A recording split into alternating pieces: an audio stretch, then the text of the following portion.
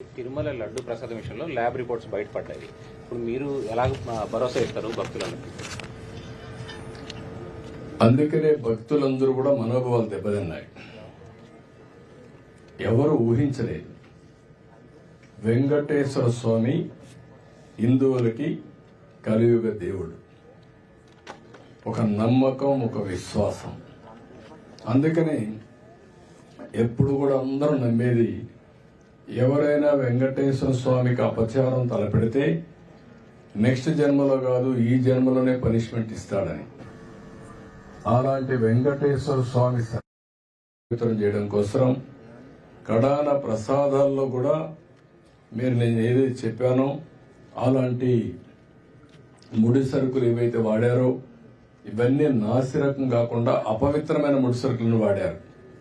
ఆ విషయమే ఈరోజు టీటీడీ కూడా ఎంక్వైరీ చేసినప్పుడు, టెస్టులు చేసినప్పుడు బయటపడిన వాస్తవాలివి. ఇలాంటి దుర్మార్గుల్ని ఏం చేయాలో నాకైతే అర్థం కావడం లేదు. ఓసారి బాధ, ఆవేదన ఉంటుంది. కక్కుర్తికి కూడా అద్దులుంటాయి. కక్కుర్తి కూడా అద్దులు లేకుండా ప్రవర్తించి అంటే మేము ఏమైనా చేస్తాం అనే అహంభావంతో ముందుకు పోయారు. అందువల్లనే ఇలాంటి సమస్యలన్నీ వచ్చాయి. ఇక్కడే కాకుండా మీరు చూశారు తిరుమల పైన ఎంత మొత్తం శానిటేషన్ దెబ్బతీశారు, ప్రసాదాలు దెబ్బతీశారు, అన్నా క్యాంటీన్ దెబ్బతీశారు. కడాన వెంకటేశ్వర స్వామిని తీసుకుపోయి పెళ్లిళ్ళు పేరంటాలుంటే అక్కడ కూడా ఊరేగించే పరిస్థితికి వచ్చారు. నేను ఆ రోజు కూడా తప్పు పట్టాను. రాజకీయ ప్రయోజనాల కోసం ఒక వెంకటేశ్వర స్వామిని వాడుకోవడం కరెక్ట్ కాదు.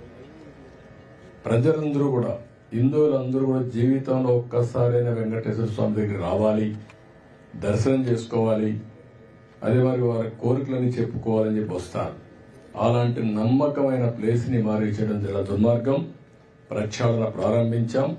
ఇప్పటికే చాలా వరకు ఇంప్రూవ్మెంట్స్ వచ్చాయి. దీన్ని లాజికల్ గా తీసుకెళ్తాం. ఏవైతే మాకు ఆధారాలు దొరికితే అలాంటి వాళ్ళపైన కఠినమైన చర్యలు కూడా ఉంటాయి. ఎవరైనా సరే తప్పు చేస్తే శిక్షించాల్సిందే. దానికి కూడా దోహదం.